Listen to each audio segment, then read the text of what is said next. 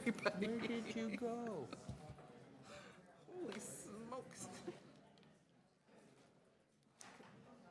Because he said, don't have to answer it until the morning. So I'm like, okay, I'm good. Oh, Conforti is here. Okay, there he is. I was just talking to him. He said this is the worst year ever, for lack of a well, I said, yeah. He goes, it's supposed to be. He goes, why are you looking for June? He goes, always in an election year. It used to be an August submission.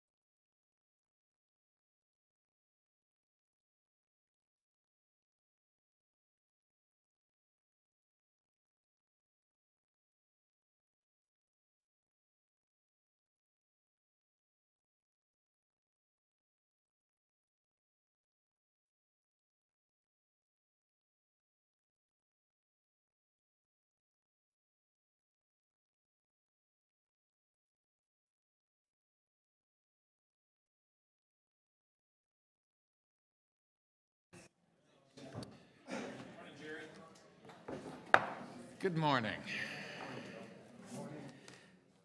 I'd like to call this meeting to order. It's the 44th meeting of the Budget Committee.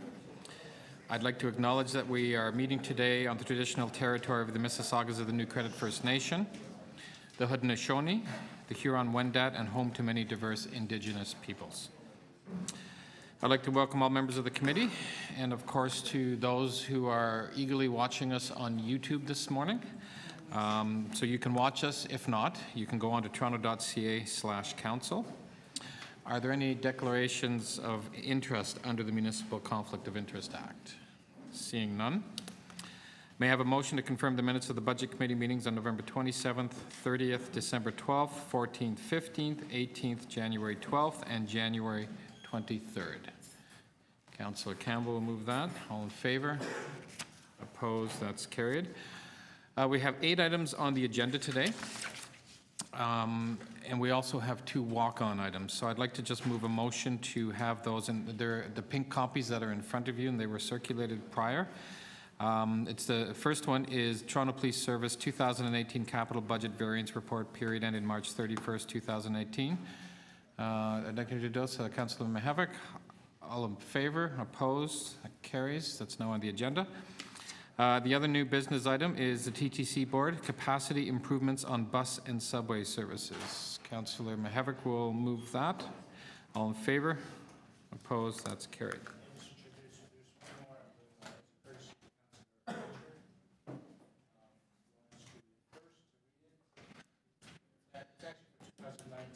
Yeah, can I just saw that very quickly this morning. I just need to, I need to figure out whether or not it's even, we can even, because it has to do with the 2019 budget, and whether or not, so can I have a copy? Yeah. I haven't reviewed it with clerks yet to see whether or not it'd be in order to get it onto the agenda, and I just need to do that. Okay, I'm going to go through the agenda. We actually do have a couple deputations here on a couple of the items, so let's, we'll begin with the first item, BU 44.1, Biodiesel Pilot Funding Requirements. Councilor Mahavic's moved approval. All in favor? Opposed? That's carried. BU 44.2, Capital Variance Report for 3 months ending March 31st, 2018. Councillor Campbell's moved approval. All in favor? Opposed? That's carried. BU 44.3, Operating Variance Report for 3 months ended March 31st, 2018. Okay, we'll hold that one. BU 44.4, Facilities 2018 Capital Budget and 2019 to 27 Capital Plan Adjustments and Accelerations and Deferrals. Councillor DeChiano will move that. Thank you. All in favor? Opposed? That's carried. BU 44.5, Project Cost Adjustments and Deferrals, Accelerations to Parks, Forestry, and Recreation 2018 Capital Budget and 2019 to 27 Capital Plan, second quarter. Councilor Mahavic's moving approval. All in favor? Opposed? That's carried. BU 44.6, the Toronto Water 2018 Capital Budget, 2019-27 to 27 Capital Plan Adjustments. Councilor Mahavic's moved approval. All in favor? Opposed? That's carried. BU 44.7, Transportation Services 2018 Capital Budget Adjustments. I'm going to hold that for deputation, along with BU 44.8, Composition of Working Group Independent External Review with respect to the Toronto Police Service Missing Persons Investigation. So I'm going to hold that. There's also a deputation on that.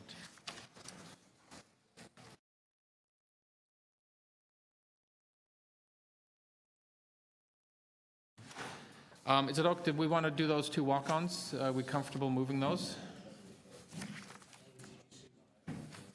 No. Okay. Did you want to? You want to move that TTC? You'd have a question on that one? Okay. Why don't we just? I'll just hold. Why don't we just hold those two down then, and we'll just work our way through the agenda, and we'll get to the questions. Okay. So we'll start with. Where are we here? BU 44.3, Operating Variance Report for the 3 months ended March 31st. Councillor Campbell, you held that down. Do you have a question? Just a quick question on the revenues from on the real estate side. It said that commercial transaction real estates were higher than anticipated, and I'm just wondering what is the residential outlook? And also, just as a follow-up, what are the varying components? You know, what is it 50-50? Is it 60-40, 80-20? Yes. Through the chair. So certainly the report identifies the first year revenue from municipal land transfer tax, and it suggests that we are $30 million currently over budget, so this is a favorable variance.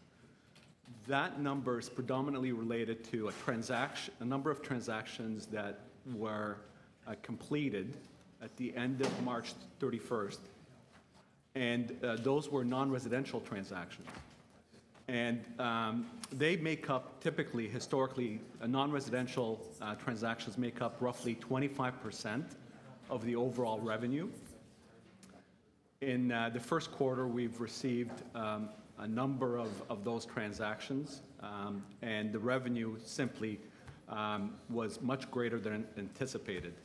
So when you look at the first 3 months of the year, the residential revenue is down by about 5%, but it's the non-residential revenue is substantially higher than what was expected, and that has created the favorable variance. So residential is down 5%. Roughly 5% for the first 3 months. What's that in $1 million? It would probably be in the order of about $10 million in the first 3 months. And I know you track this on an hourly basis. We track this on a weekly basis, in fact, and I could tell you that for the month of April, again, we faced a modest decline in residential MLTT revenue, but as at the end of April, we still have a favorable variance of roughly $24 million. In the overall category, overall bucket. That's correct, yes. And have you, sorry, I guess you have done a projected. Our projections are that we're going to meet budget, and the budget for this year is, I believe, $817 million. Again, it's really early in the year to tell you what that number will be, but we think we'll be able to meet it. We have historically, over the past 10 years since the introduction of MLTT, have actually exceeded budget, but this year we think we're going to be on track to meet budget. So I recall asking the former city manager if we had any scenarios or contingencies should this tank, and he said no. I'm just wondering if the mayor has asked you, about, any contingency should things go south quickly. So in fact, currently we have a $40 million contingency. So we're taking the first $40 million into capital. And should, revenues not exceed or not meet budget, we'll be able to defer some of those capital expenses. And pay the bills. Yes, that $40 million translates into roughly 5% of the $800 million. That's all my questions. Thank you. Thank you. Councillor Burnside, questions? Thank you. Just to follow up on that very briefly. So, end of first quarter, we're up 30 million. By the end of the year, you think we'll be about even, correct? That's what we project, yes. So I know that things are constantly changing, but if that is the trend, then next year we're going to be in trouble. So right, because to my point, even if the trend just now, if it flattens out, we're going to be down 30 million. So we're projecting a year-end variance of 0, which means that we're going to be meeting budget. For 2019, our policy is that we base it on last year's actuals and 2018 actuals. So in fact, it will be flatlined. The budget for 2019 will be flatlined to the actual revenue that we received in 2018. And we anticipate that revenue will be similar to budget at $817 million. Right, but if your additional revenues in the first 3 months of this year, these are commercial transactions presumably started in the previous year, I think it's safe to say if you're down for the next 9 months, which I would assume it's the last 6 months are the most important, that shows you your trend, not the first 6 months of the year, that we're actually going to be down, and that could be problematic, no? Again, it's really hard to speculate this early in the year. But you're watching it. All signs are that the commercial transactions are healthy. The real estate market in Toronto is very healthy. Prices have moderated compared to last year. Volumes have in fact decreased relative to last year, but we still anticipate that we will meet budget. For this year? For this year. But I'm saying, are there not some clouds on the potentially some clouds on the horizon for next year? Through the chair, it's really difficult to speculate with that kind of a market. Okay, last question. So if it flatlines, as we say, would you then work into your projections the fact that the last 9 months or last 6 months are flat and go from that as opposed? My concern is if you take the whole year, it's a little bit misleading because your uptick was in the beginning of the year and the most relevant numbers are in the last 6 months of the year. Right. So when we finalize our budget for 2019, we'll have a really good handle on MLTT performance for 2018, and we'll be able to base it on that. Okay, thanks. Thank you. Any other questions on the variance report? Operating? Councillor Campbell, you want to move that then? Okay. All in favor? Opposed? That's carried. Then we'll go on to BU 44.7 Transportation Services 2018 Capital Budget Adjustments. I believe we have a deputant by the name of Randall Panzer.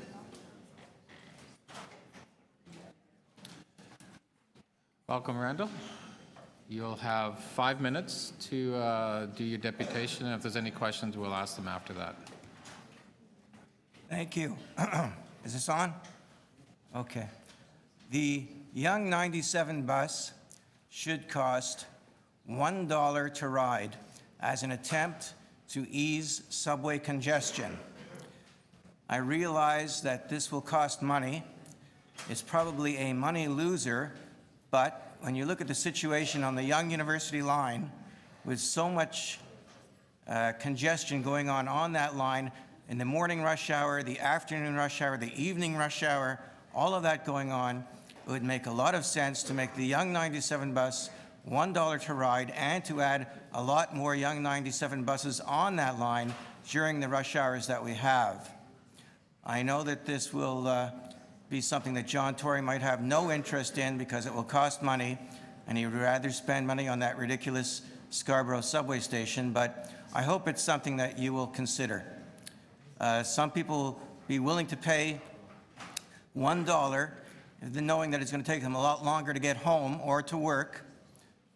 And I think this could make it a much better situation if you have some people taking the subway and more people taking the Yonge Street bus. Thank you. Thank you very much. Are there any questions? No. Thank you. Appreciate that. So are there any questions, Councillor, questions of staff on the item? Councillor Mihevc.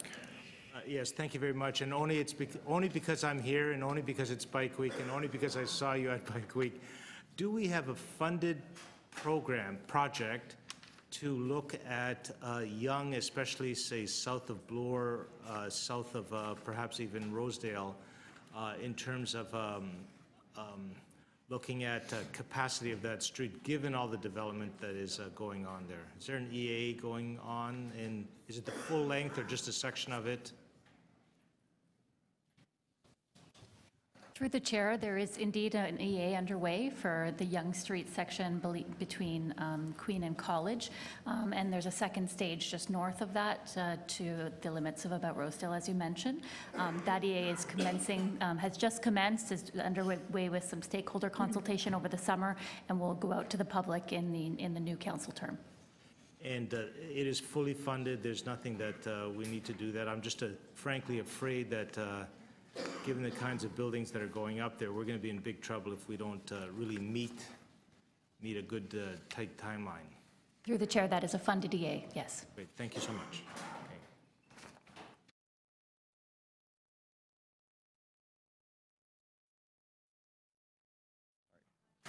Councillor Nunziata. Just a question. So these projects that are listed in the recommendations, they were previously approved? For example, one just went to council without recommendation last week.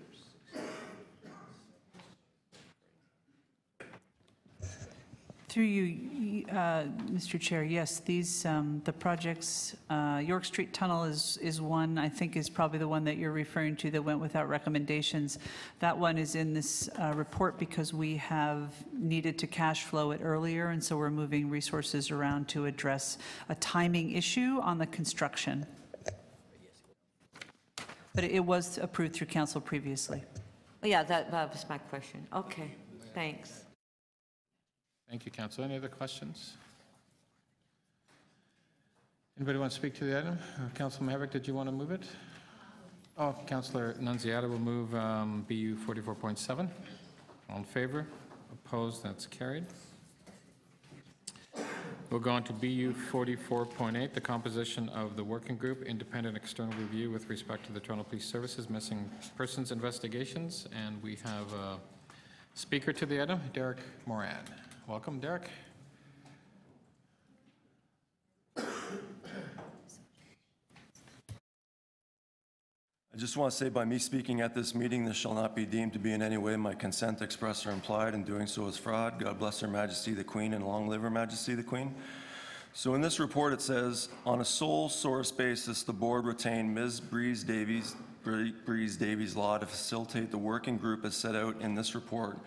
And the board forwarded this report to the City of Toronto City Manager for information and to the City's Budget Committee with a request that it provide funding in an amount not to exceed $25,000 plus tax for Ms. Davies' retainer, and to advise Budget Committee that it is anticipated that following its June 21st, 2018 meeting, the board will forward a further recommendation seeking city funding for an independent external review. As I reminded Mayor Tory at Scarborough Executive Committee and the most recent Toronto Police Services Board meeting about, Viagra Gate, he was quoted in the Toronto Star as saying that we're trustees of the public's money. Well, same thing here when the treasurer of the Law Society of Ontario, Paul Shabbos, once said in the Toronto Star, the role of the Law Society, which regulates legal services in Ontario, is to step back and be objective. We are answerable to the public and to the public interest. Well, considering that whole information from Toronto Hydro thing going on here, you know what would be in the public interest if you're going to be spending more of our money on lawyers? Just so everyone knows, that's a letter there. It's pretty small print. This is a letter from the Honorable Jeffrey B. Morowitz, the Regional Senior Justice of the Superior Court of Justice. In it, he says, in your correspondence, you inquire whether, with a valid application, a person, I never use the word person to describe myself, has the right to inspect or obtain a copy of an oath subscribed under Section 4 of the Public Officers Act. Please be advised that it is the institution that has the custody of the oath or is under the control of the record of the oath that has the authority to provide you access of this record. Since Mr. Rolfe, that's a City of Toronto lawyer, Nicholas Rolfe, is employed by the City of Toronto Legal Department, and assuming that he gave such an oath as part of his employment, the City of Toronto is the institution where you must make such a request to inspect or obtain a copy of the oath. So as I've mentioned to Chair Pringle a couple weeks ago, as an item much along the same topic, that if someone feels that Brice Davies isn't doing a good enough job, considering she's being paid with the public's money, that it would be, I guess, the City of Toronto here, now that she's performing a public function of government, that one would try and get a copy of her subscribed oath pursuant to Section 4 of the Public Officers Act. Also, the public should know just what to expect and what they're getting in exchange for the public's money being spent here. So this is the oath that actually a lawyer takes to the Law Society. Required oath, licensed to practice law in Ontario as a barrister and solicitor, bylaw number 4, section 21.1. The required oath for an applicant for the issuance of a license to practice law in Ontario as a barrister and solicitor is as follows. I accept the honor and privilege, duty and responsibility of practicing law as a barrister and solicitor in the province of Ontario. I shall protect and defend the rights and interests of such persons as may employ me. I shall conduct all cases faithfully and to the best of my ability. I shall neglect no one's interest and shall faithfully serve and diligently represent the best interests of my client. I shall not refuse causes of complaint reasonably founded, nor shall I promote suits upon frivolous pretenses. I shall not pervert the law to favor or prejudice anyone, but in all things I shall conduct myself honestly and with integrity and civility. I shall seek to ensure access to justice and access to legal services. I shall seek to improve the administration of justice. I shall champion the rule of law and safeguard the rights and freedoms of all persons. I shall strictly observe and uphold the ethical standards that govern my profession. As this, I do swear or affirm to observe and perform to the best of my knowledge and ability.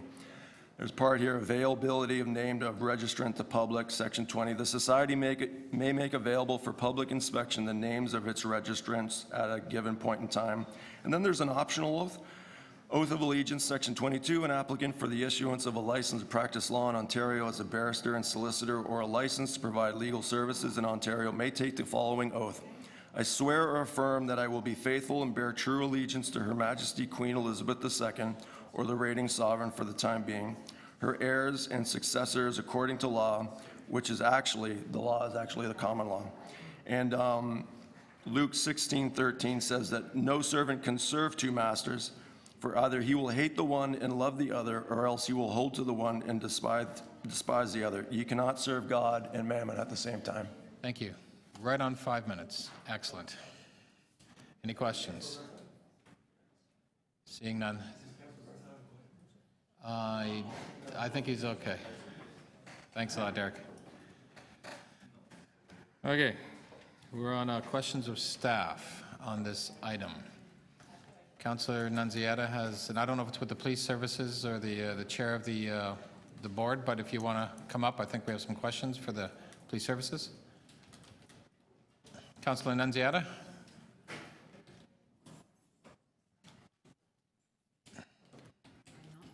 All yours. Hi. So I guess my question is, why is this here? You're requesting $25,000. So my question is, do you not have $25,000 within your budget rather than it be here? I've never seen this before on such a low amount that police services is asking the city to fund. Well, it was passed to the board. It's our budget, as you know, are tight. The board budget does not have that flexibility, and it would come from the board, not the service. So it was suggested by the board members that we ask the city to do it, and it is, well, it's involved the police. It is a citywide involvement. It is a large segment of the LGBTQ community coming forward and wanting this review as well. So this was passed at the board meeting to Yes. come to the city to ask for $25,000? And within the board, and within the board budget, there's no flexibility on finding efficiencies, or? You know, we are very stretched. As you know, you see our budget this year, and it was recommended that we come to the city and ask for it in that fashion. The other thing is that, we have on occasion gone, and you were on the Police Services Board at the time we did, Councilor Nunziata, we did the Morden review, and that came out of the special fund, which really was an exception, and the board felt that it was more appropriate to come and ask the city for it on this occasion. So these, so in the report, the board has approved the following members to the working group, That's correct. correct? And what is the $25,000 for? It is for the facilitator, who is Breeze Davies. And it's a one-time expense, Councilor Nunziata. Oh, okay. Okay, thank you. Thank you, Councillor Campbell. What are the expected outcomes of the working group? The expected outcome is that they will bring forward a recommendation as to how to proceed with an independent review. It could ask or recommend that we engage with an independent review, or it could ask that we put it to the OIPRD. So I haven't heard the OIPRD, the Office of the Independent Police Review. So I haven't seen, I don't know what the recommendation is, but it is to get the terms of reference that we would go forward with a review. Why wouldn't the, that's okay. I mean, I'm just wondering, why wouldn't the Police Services Board, just have this matter be investigated, just go to an outside agency, like whether it's the OPP or the RCMP or? I think because the community feels that has very little confidence that police investigating police is as transparent and as unbiased as they would like. That's why we are setting the terms of reference, getting the advice of Breeze Davies to give us those guidelines and work between the service and the community to try and get a fair representation that would go forward. And as I say, we'll hear at our June board meeting what the recommendation is. But the $25,000 is for her to facilitate this and get the terms of reference straight. One of the options could be to go to one of those agencies. Okay, thank you. Councillor Burnside. Thank you, through you. I sure hope the council is as diligent when every other division looks for $25,000. and you get, other divisions get so many questions. But that aside, would you say you have a bare bones budget? I'd say we've, over the past several years, as you know, Councillor Burnside, run it down as low as we can go. I think that's safe to say. So would it be safe to say that when you're, well, actually, let me ask you this. What did you come in at in the last budget year in terms of increases? It was 0, I think. 0, right. And would it be safe to say when you're coming in at 0, and what was your labor increase? The COLA? It was for 2018, 1.75%. So really, you came in at, you know, under, and then the COLA brought you back up. So is it safe to say that when you take that kind of money out of your budget, you don't have a lot of contingency for unexpected situations? That's correct. Thanks. Any other questions? Councillor Mahavik. You reviewed this request? We have, yes. And is staff of the feeling that they can do it internally, or that it is better that we find an account in the city to fund this? So I think it's really important to differentiate between what the board is asking and in terms of the budget. This is the actual board's budget, which is very modest at $2.8 million. And I think, you know, the $25,000 could be more reasonably absorbed by the city as compared to the board. So you support the request? We do. Great, and you have an account for it? Yes, we do. Okay, great, thank you. Multiple accounts. So I just have a question with Andy. So this for the terms of reference, of course, you'll be coming back with some sort of other report request based on what the consultant does. Is that going to be part of a separate request coming to us, or that will be part of going into the 2019? It could be. It depends what the recommendation is. We have no idea. So I'm just like $25,000 for this consultant. My assumption is that consultant, this is just a start for whatever. It may lead to something further, yes, but we have to wait and see what the recommendation is. Okay, but would that be coming through the budget process, or would you be coming through this committee in this fashion? We'd have to wait and see what it is, to be perfectly honest. Okay. Okay, thank you. Council, we'll go to, just by the way, I do have a motion here just to let you know, so why don't I put the motion up first, and then if you want to speak to it.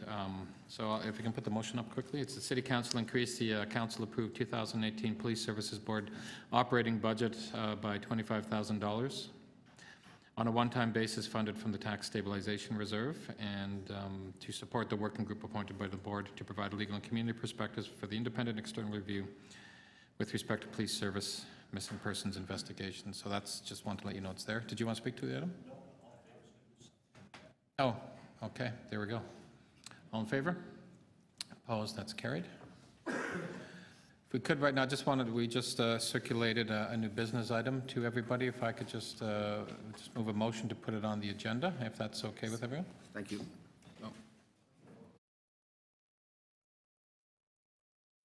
Oh, I've just been corrected. We need to do item as amended on the last item. All in favor? Opposed? That's carried. Okay, I just wanted to introduce then a letter from Councillor Fletcher. Just to introduce. All in favor? Opposed? That's carried. You're opposed? Okay, that's great. So that carried. It is on the agenda for conversation after the next two items. So let's go to the two items that we have, well, three items, but the first two new items. One is the it must be BU 44.9 from the TTC. Are there questions on this item? Councilman Mahavik, I thought you had a question. Was that? Yeah.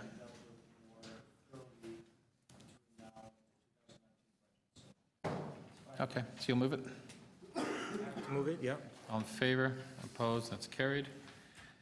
Now we'll go on to BU 44.10, which is the Toronto Police Service Capital Budget Variance Report, period ending March 31st, 2018.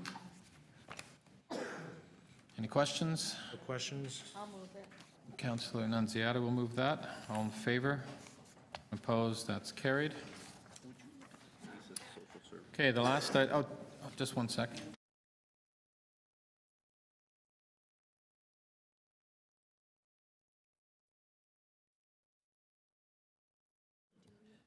Actually, we have one reopening. There is BU 44.5.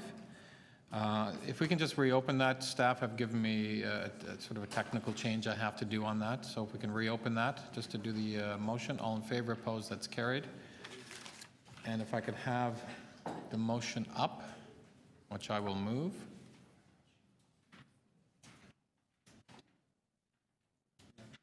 Okay, it's just a technical correction from the recommendations.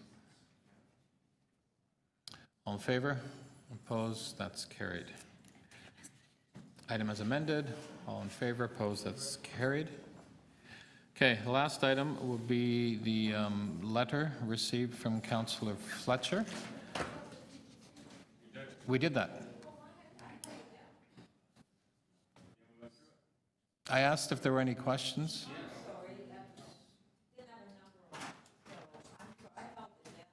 Oh, you did? Oh, okay, because it was number, I believe, 9. Would you like to, we could reopen it? Okay, why don't we just, a motion to reopen? Okay, we'll move to reopen it then. Okay, questions of staff? So we're, by the way, we're going back to the TTC to... The TTC one. Yeah. What number is it, by the way? Because there's no number on these. 44.10. 10? All right. Okay, questions of staff, Councillor Okay, so Fletcher, if or I can have Anzietta. staff, we have the new CEO from TTC here, and he said this is his first budget meeting, so we have to give him an opportunity to speak. He didn't come all the way down here just to sit here and look pretty. No, but I do have a question though. If I can have staff just, update me on this and tell me what this is all about. They're asking for an increase in their funding, so this was previously not funded in their 2018 budget. And if they can explain this to me, please. Through you, Mr. Chair. This report is a combination of two things. There was a motion at the board meeting that increased the budget for the TTC to provide additional services to address overcrowding. And that at City Council, there was another motion that gave additional funding to the TTC to again address overcrowding with the understanding that we would report back to our board with a recommended proposal and the annualized cost associated with increasing service this year and what it'll look like for next year. Okay, so I remember coming to council, so council supported it, and it had to go back to the TTC commission to itemize it, and then this is the itemized list for budget on the amount that City Council approved. Am I correct? That is correct. It's annualized, correct. Oh, okay. Thank you. Councilman Havoc. To be clear, a question to the CEO of the TTC. This is not new 2018 dollars, is it? It's already been approved, the 2018 dollars? That's correct. The only thing you're noting is the number of positions that implies? Correct? That's correct. And secondly, what you are also noting that because it's in the base now, that there's a 2019 operating budget implication that hitherto forth has not been noted, and now you're noting it. That's correct, $8.5 million. Great, thank you. Thank you. Any speakers to the item? We didn't hear from the CEO. Oh, were you speaking? E comes before. Oh, okay. That was the interim CEO speaking, Councillor. So, any speakers to the item?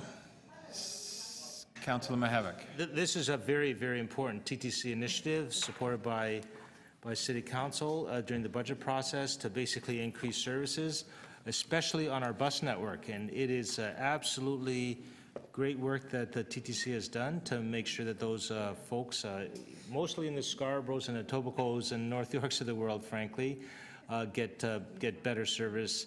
TTC has maximized its ability. It maximized the buses that they are able to put on the road and have found a way to make it work. And my hat's off to the CEO for doing that. Okay, thank you. Councillor Nangietta, you good? Yeah, I'm good, yeah. Okay, all in favor of the item? Opposed, that's carried. Okay, now we'll go to the last item. The letter from Councillor Fletcher, it's been introduced. Are there any questions? I actually have, Councillor, we'll go to outside councillors to speak on the item, and then I do have a motion to refer this off to the budget process. I don't know the wording of that, but I will be moving a motion when it comes into committee to refer this off. So Councillor Fletcher. Yes, that's actually what I was going to say. That thank you, Mr. Chair. This has been going for a long time. We have a bit of a vacuum, and I'm quite worried that with this long hiatus of us away, that this might not be marshaled up for the next year. And with e-commerce and many other things, the retail strips need to be looked at, and I know Mr. Williams is doing a citywide, but we have 5 BAs. It would be very helpful to have this as an inset with that larger piece. And from transportation, there's been a call for complete streets, corridor study, planning has a study, everybody has a study, and I'm quite worried it won't get coordinated well. So this really is about the coordination of everything that's going on in the Danforth. And I'm happy if you refer it to those concerned. Thank you. I'll take it into committee. I think Councilman Hevick, I believe you had the motion. Your name was on it. Did you want to move it? I think. Yes. I thought you'd signed off on it, but I could move it. Okay. Okay, we'll just.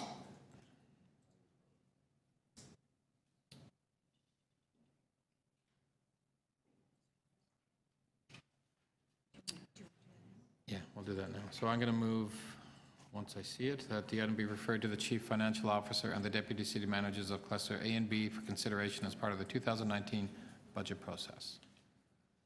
Any speakers to the item? Seeing none, all in favor? Opposed? That's carried. And I believe we are done. Thank you.